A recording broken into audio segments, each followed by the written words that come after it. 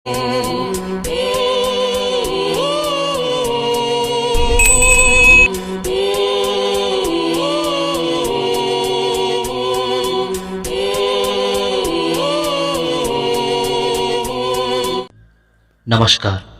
मेरा नाम सुंदर रॉय।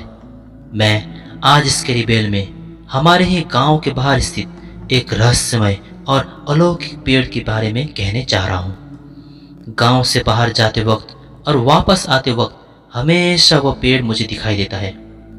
वह देखने में बहुत ही सुंदर है, पर वो पेड़ देखने में जितना सुंदर है उसका इतिहास उतना ही डरावना है। उस पेड़ की सुंदरता और जिस दृढ़ प्रकार से वो वहाँ आज भी खड़ा है, पता ही नहीं चलता कि वो पेड़ इतना पुराना हो सकता है। कहते हैं कि वह पेड़ हमारे दादाजी के समय से वहाँ है। उस पेड़ के पास हमारे ही गांव के बहुत से लोगों के साथ अलौकिक घटनाएं घट चुकी हैं। वैसे मेरे साथ तो वहाँ वैसा कुछ आज तक नहीं घटा है, पर लोगों से मैंने जो सुना है आज आपको वही सुनाने जा रहा हूँ। यह जो घटना मैं सुनाने जा रहा हूँ, यह घटना मेरे खुद की बुआ जी का है।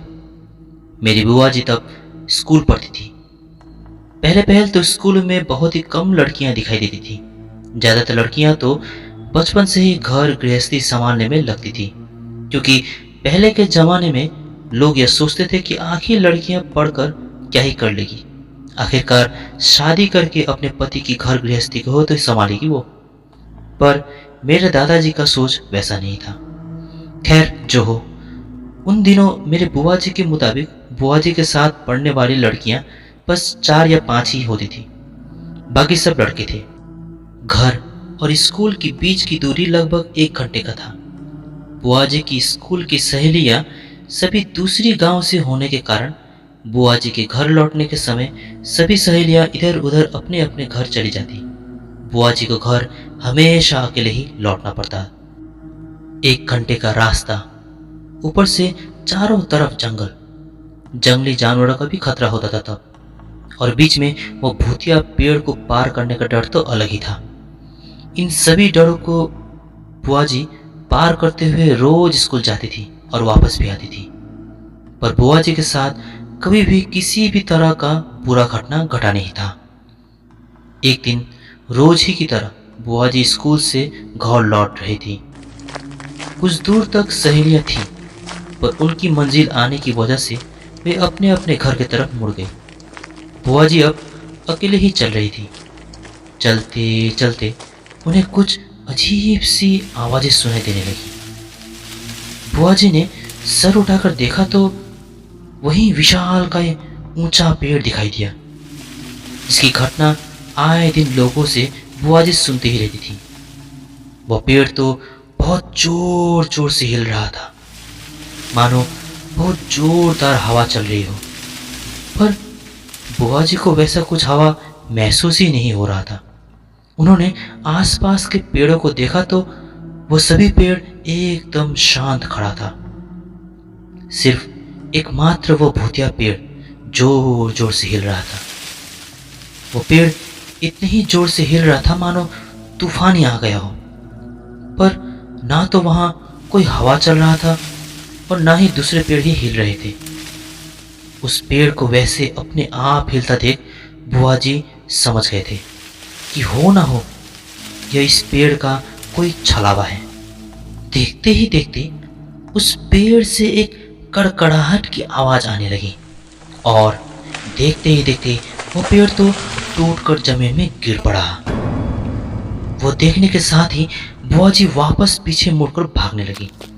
वापस भागकर जब वो उस घने जंगल की तरफ पहुंची तो वहां उन्हीं की स्कूल में पढ़ने वाले कुछ लड़के दिखे। उनको ऐसे डरते देख उन लड़कों ने क्या हुआ कहते हुए पूछा।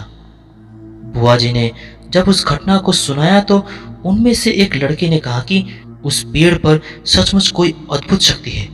हमारे गांव में भी उस पेड़ को लेकर आए दिन बातें होती रहती है। अच्छा बहन, चलो हमारे साथ, कुछ नहीं होगा। शायद वहां रहे अलौकिक शक्ति ने तुमसे छलावा किया है। उसके बाद बुआ जी उन लड़कों के साथ ही चलने लगी। वापस उसी पेड़ वाले स्थान पर जब पहुंचे तो बुआ जी देखती हैं कि वो पेड़ तो टूटा ही नहीं है। वो तो एकदम ठीक था और एकदम शांत खड़ा था, जैसे मानो वहां कुछ हुआ ही ना हो। उस पेड़ को वहां सही सलामत देख लड़के ने कहा, देखा, मैंने कहा था ना, यहाँ रहे शक्तियों ने तुम्हारे साथ छलावा किया है। अब चलो, हम तुम्हें तुम्हारे घर तक छोड़ देंगे। यह कहकर उन लड़कों ने बुआ जी को घर छोड़ दिया।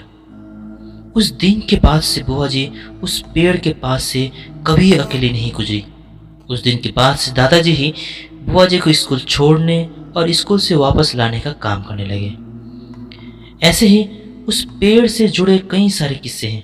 उनमें से एक किस्सा हमारे ही गांव के एक दादाजी की है। कहते हैं कि उस समय वो दादाजी काफी जवान थे। उन्होंने नई नई शादी की थी। शादी के कुछ समय बाद जब उनकी पत्नी गर्भवती हुई तो उनकी पत्नी ने कुछ दिनों के लिए अपने मायके जाने को जिद की। तो उस दादाजी ने भी ठीक है कहते हुए अपने पत्नी के साथ चले गए अपने ससुराल। वहां पहुंचकर एक दो दिन रहे और अपनी पत्नी को वहां छोड़कर वापस घर लौटने की तैयारी करने लगे और अपने पत्नी को मैं 5-6 दिन बाद आऊँगा लेने के लिए कहते हुए घर से बाहर निकल गए। उनकी सास ने कुछ मटन बनाकर एक टिफिन में डालकर उनके हाथ पकड़ा दिया। वे भी अपने बोरिया बिस्तर बांधकर घर के लिए निकल पड़े। अपने ससुराल से अपने घर की दूरी काफ़ी होने के कारण वे चलते चलते बहुत थक गए थे। वे चलते चलते उसी घनी जंगलों को पार करते करते उसी पेड़ तक आ पहुंचे थे। कहते हैं कि वो पेड़ उस वक्त भी उतना ही आकर्षणीय था। उन्होंने उस पेड़ के नीचे एक बड़ा सा पत्थर देखा तो वे अपने थकान मिटाने के लिए उसी पत्थर पर जाकर बैठ गए। लगभग शाम होने वाला था। तकरीबन संध्या के 5 बजे होंगे। सूरज लगभग डूब ही गया था और चारों तरफ वातावरण एकदम अंधकार होने जा रहा था। वे दादाजी उस पत्थर पर बैठे विश्राम कर रहे थे कि अचानक उन्हें याद आया कि उनकी सासू माँ ने उन्हें मटन से भरा एक टिफिन दिया था कि घर जाकर खा लेना। पर दादाजी को उसी समय थकान के कारण भूख लगने लगी थी तो उन्होंने सोचा कि एक दो टुकड़ा यहीं चख लेता हूँ। उन्होंने जल्दी जल्दी अपनी पोटली खोली और वो स्टील का टिफिन निकाला। वो टिफिन का ढक्कन खोलते ही मटन की सुगंध चारों तरफ महकने लगी। एक तो जंगल, उस मटन के सुगंध से कोई जंगली जानवर ना आ जाए, इसलिए उन्होंने एक टुकड़ा तुरंत अपने मुंह में डालकर ढक्कन तुरंत बंद कर लिया। वह दादाजी उस मटन का स्वाद ले ही रहे थे कि उन्हें ऐसा लगा मानो किसी चीज ने उन्हें हल्के से पीठ पर छुआ हो। मटन खाने की धुन में उस दादाजी ने पीछे मुड़कर नहीं देखा। उन्हें लगा कि उस पेड़ की झूलती हुई कोई लताएं होंगी जो उन्हें छू रही हैं। वे मस्त मटन का स्वाद लेते हुए अपने ही धुन में थे कि फिर से ऐसा लगा मानो पीछे से किसी चीज ने उनकी पीठ पर बहुत ही हल्के से छुआ हो। उन्होंने बिना देखे ही पीछे हाथ हिलाने लगे पर पीछे उन्हें कुछ स्पर्श ही नहीं हुआ। वे मटन को लगभग खा ही चुके थे। उन्हें तभी याद आया कि उस पेड़ पर तो कोई लताएं नहीं थी, क्योंकि यह पेड़ बरगद या पीपल के पेड़ की तरह लताओं वाला पेड़ तो नहीं था। वे तुरंत पीछे मुड़े। पीछे मुड़ते ही उन्होंने देखा कि पीछे तो दो बहुत ही पतला सा पांव उनके पीछे झूल रहा था। वे पांव किसी पतले से पाइप की तरह ऊपर से झूल रहा था। उन्होंने ऊपर की तरफ देखा तो वे दो पांव बहुत ही लंबा सा था। उसका सिरा दिख नहीं रहा था। पेड़ भी काफी ऊंचा था, इसलिए ऊपर कौन था अंधकार की वजह से दिख नहीं रहा था। पर इतना मालूम पड़ रहा था कि कोई ऊपर उस पेड़ की डाली पर बैठा है, जिसका यह अप्राकृतिक लंबा और पतला पांव यहाँ नीचे तक झूल रहा है। उस पांव ने हल्के से उस दादाजी के कंधे पर लात मारी। कहा जाए तो उस पांव ने उस दादाजी के कंधे पर बस छुआ ही था। उस हिलते हुए पांव को देखकर डर के मारे उस दादाजी ने वहीं अपना सारा सामान छोड़कर घर की तरफ भागने लगे। वे जैसे ही पीछे घर की तरफ मुड़कर भाग रहे थे, पीछे से किसी की हंसी सुनाई देने लगी। पर दादाजी रुके नहीं और सीधा गांव की तरफ भाग गए। उन्होंने हमारे गांव के लोगों को रातों रात इकट्ठा किया और बड़े मशालों और टॉर्च लाइट के सहारा लेकर वे जोरों शोरों से उस जंगल की तरफ बढ़ने लगे। वहां जब वो दादाजी उस पेड़ के पास पहुंचे तो उन्होंने देखा कि उनका सारा सामान, पोटली और कपड़ा इधर उधर छिन्न भिन्न पड़ा था। उनका वो मटन वाला टिफिन भी खुले हुए अवस्था में इधर उधर पड़ा था। मटन भी सभी इधर उधर मिट्टी पर पड़ा था।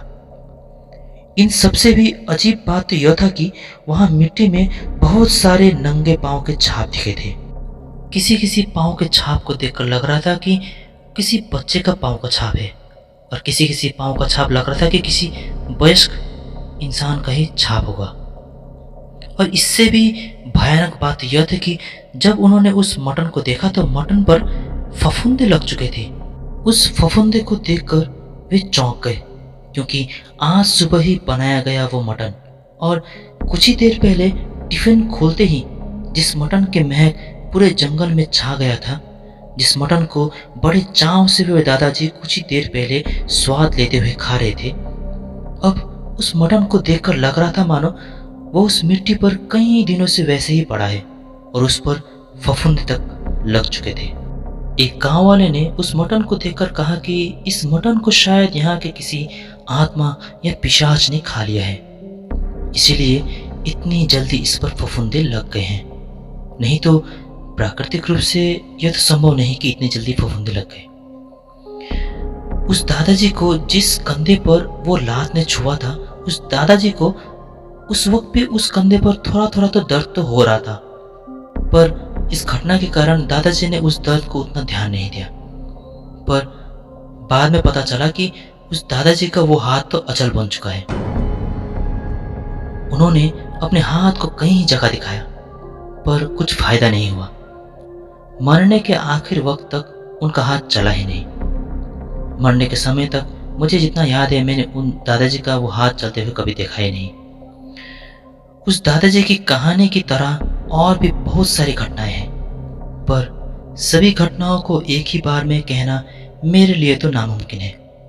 किसी दिन मैं उन कहानियों को भी लेकर जरूर आऊंगा। आज भी वो पेड़ सदाबहार की तरह एकदम तगड़ा ही वहां खड़ा है। पता नहीं गांव वाले उस पेड़ को क्यों नहीं काटते।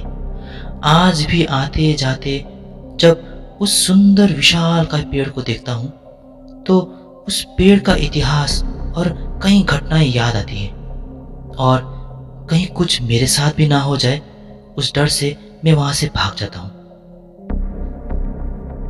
तो दोस्तों, आज के लिए इतना ही। आशा करता हूं आपको पसंद आया होगा। अगर आप नए हैं मेरे चैनल में तो जरूर सब्सक्राइब कीजिए इसी तरह का सच्ची डरावनी कहानियों को सुनने के लिए। धन्यवाद। मिलते हैं आपसे अगली कहानी में।